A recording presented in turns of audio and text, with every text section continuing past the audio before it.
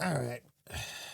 The what? Well, these are new. They're wireless, so that I can film myself walking in. When I was a kid, my parents would go to take me to Olive Garden, kind of too much, right? Because whatever, after a mall or something on the weekend, killed my stomach. I can't take that place. I mean, you think about the unlimited soup, salad, breadsticks. No one needs unlimited oily garlic breadsticks, and that's before they brought out the crappy fried food. I spent more time in the Olive Garden bathroom than I did in the restaurant proper. Steve Weiner from GetRubix.com, and today we're going to be taking a look at, actually, it'll be a few episodes. We're going to look at the best way, or I think the most efficient ways to spin up a Hyper-V solution so you can quickly test VMs going through Autopilot and Intune. Obviously, that can be a tedious experience. So I got something cool that I do. I think you're really gonna like. A lot of crying in the car on the way home from the Olive Garden.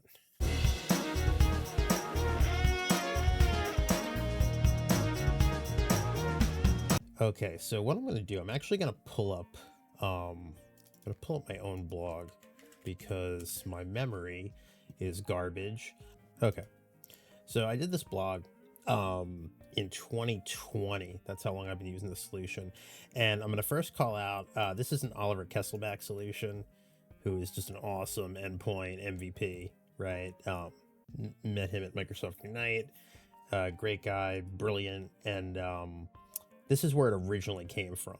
So Oliver Kesselback had this article on working with Hyper-V VMs for Intune Labs, and kind of walked through the process and how he set things up, and had the baseline script here. So I took that originally and I decided to modify it quite a bit at the time, and then reposted with his blessings my own version of it. So definitely modified here, and I'll put the blog link below so you can read both blogs. But lately I've been getting asked a lot about it because I can spin up VMs very quickly. So let's talk about the solution and what I mean by this. So the way it works is, this is my Hyper-V environment where I often spin up machines to run through Autopilot, register them in Intune. And the way it works is I could simply open a PowerShell window, and I'll show you here. Saves a lot of time. So let's make this a little bigger so everyone could see that. So when I want to create a VM, I keep this in C. I call the create VM PS1 script. I give it a name. In this case, I'll call it YouTube VM. The next parameter is the version.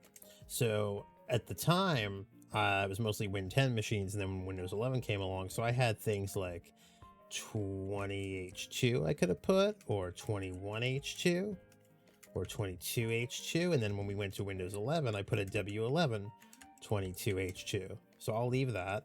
And then the last metric is the CPU count. So you can put whatever you want. 2 or 4 generally is recommended. I do 4. It's a pretty beefy machine, and it's I want to be able to switch sometimes depending on what I'm running on it. So that's all I'm going to do for this script. And don't worry, I'm going to explain how it works and how we can set it up after. So I hit return there, and on this machine, it's pretty quick. And what it's doing is it's building a VM for me. And we could even see it here on the right. Yep, that was it. So I don't know, that was like not even 15 seconds. Okay, so how can we make that work on, how can you make this work, and what do we need? So I went over to, I have another box here that has really no virtual machines set up. And I just want to walk us through some of the steps to get going there. So it's either going to be 2 or 3 parts, depending on how tired I get. So first thing is first, you need a Windows ISO. I went ahead and grabbed the latest Windows 11 Pro 23H2. You can use whatever you want. In fact, I generally recommend you maybe have several versions if you're working in different organizations, or if your organization has different copies of Windows. It helps to be able to spin a quick version of Windows up to test or validate something. So I do recommend having that. Now, as far as Hyper-V goes, the very first thing we're going to do is we are going to take a look at the Hyper-V settings. what I want you to look at is these directories, virtual hard disk and virtual machines. So these defaults, yeah, we're not going to use the defaults. So what we're going to do is, because you can even see my main disk is a 1 terabyte, but it's pretty full, probably full of Elden Ring and World of Warcraft. So I have a second drive. It's a 2 terabyte, a lot of space. So we're going to work with this. I'm going to work with the D drive. So I'm going to make my Hyper-V folder here.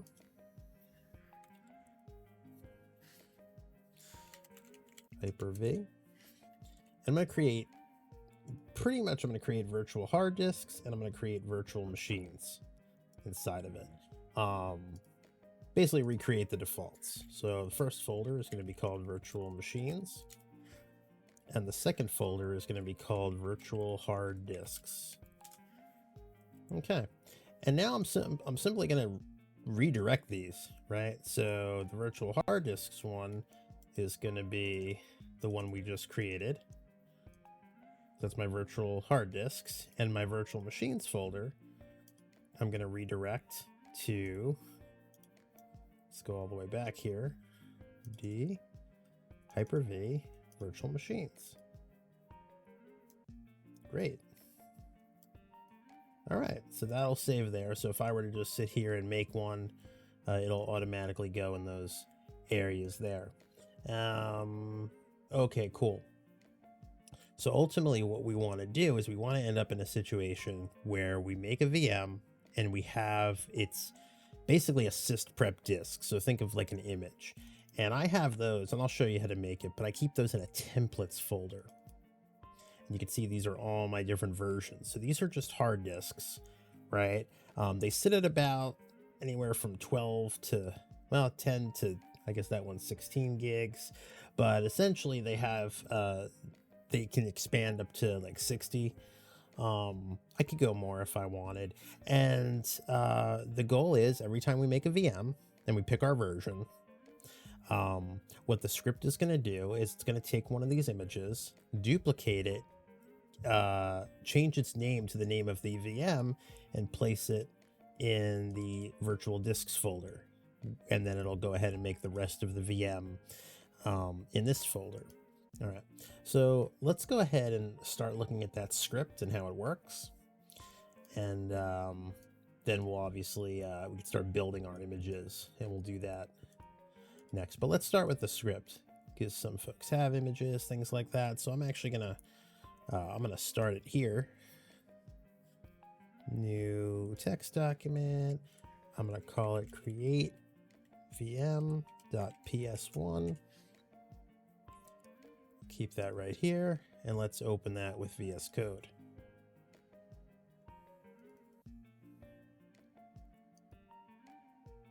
Okay, let's make that a little bigger. All right, so basically the way it works is let's build our outline first. We have our parameters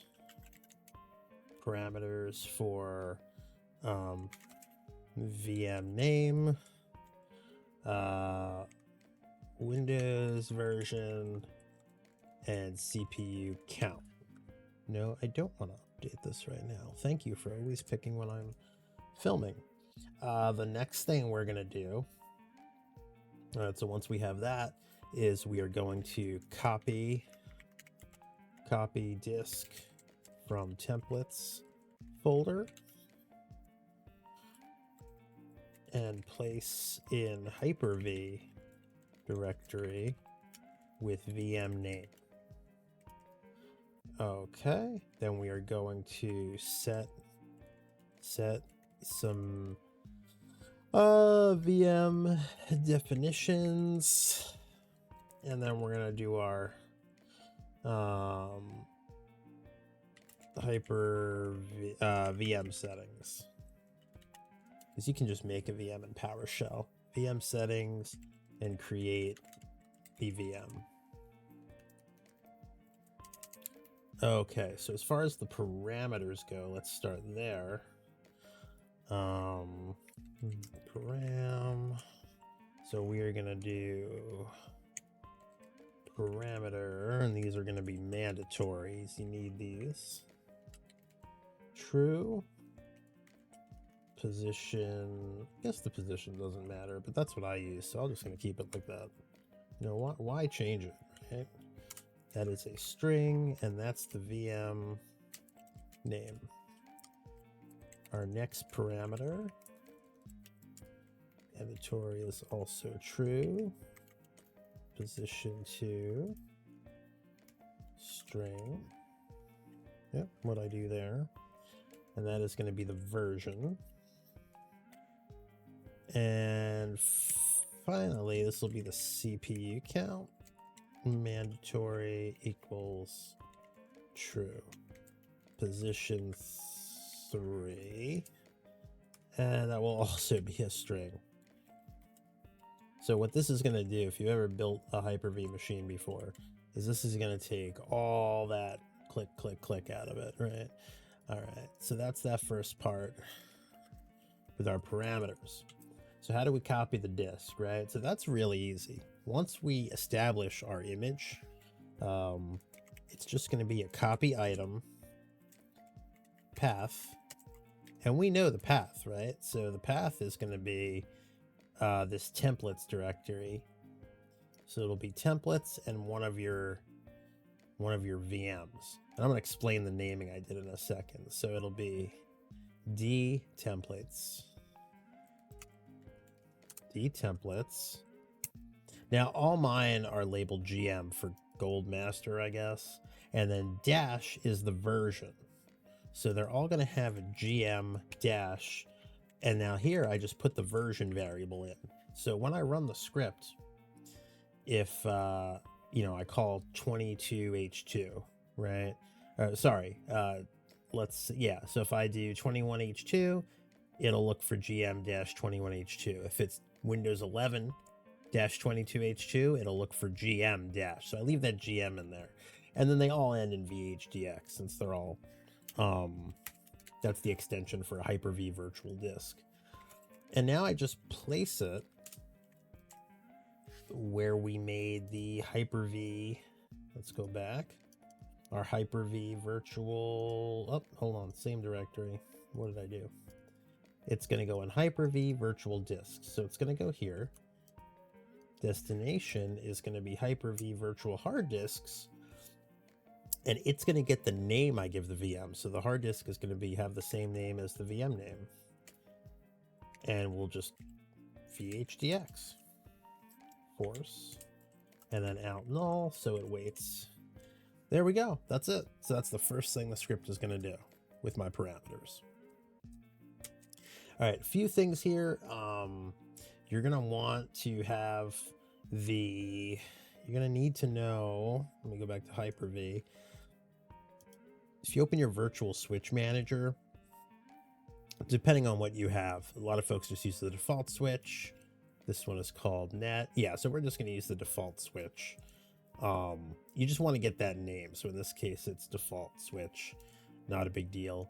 But we do need to tell it that. So VM switch name, default switch.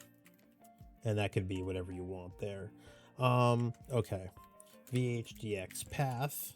So now we have to tell the VM where that hard disk is, and we know where it is because we just literally just put it here. So that's going to be the path it takes its disk from.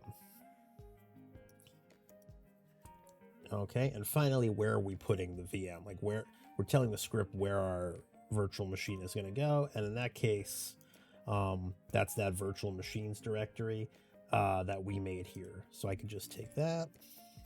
We'll call this VM path. Oh, let's put that in quotes. Great. Now we just build the VM. One thing is, well, you'll see. So these are going to be the settings I recommend when building these. And then, of course, you can customize them, but I'm going to explain why we do each one and as we go through it. So new VM with the name of the VM. We know the name. We gave it the name. Okay. Boot device is the VHD, the virtual hard disk. VHD path. Well, we just set that. That's the path of the hard disk. Okay. Path of the VM is VM path. Generation, we're always going to do 2. Again, these are settings I want every time. If there's settings you want to change, you could just add them to your parameters up here, but I always want a Gen 2 VM. And then of course our switch is going to be VM switch name. Okay. Now we're going to set the VM. Now that we have the VM, so of course now we have VM name as a parameter. We have on that one, we are going to set the processor count to be the CPU count. Okay. We are going to set the VM memory. So again, 2 things here. So you can set this to be, I keep all mine at 8.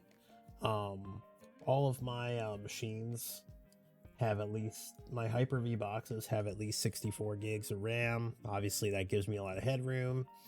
If you're working with less and you want to do 4 gigs, 4 gigs is a good number. I just go 8.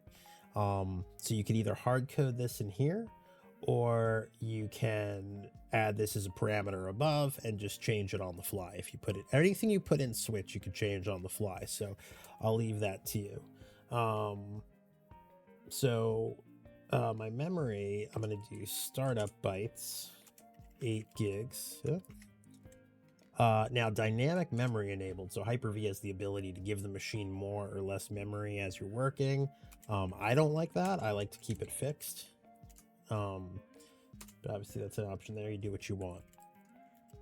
Set VM security. So probably one of the reasons I love using Hyper-V is because it lets me spoof BitLocker to test different things in Autopilot and Intune, which is really nice to be able to do. So in order to make that work, we have to just VM name. So we are going to turn on the virtualization based security opt-out by setting that to false. That will ensure that basically the TPM is on, the virtual TPM. Okay. So set VM key protector, VM name. There's probably a better way to iterate through these, but this makes it easy to change. New local key protector. Okay, so now we enable the virtual TPM, VM name, enable the VM integration service. These are just pretty standard settings, so these you can leave as the default. Name, guest, service, interface. Okay, and finally, we're gonna set everything we just did.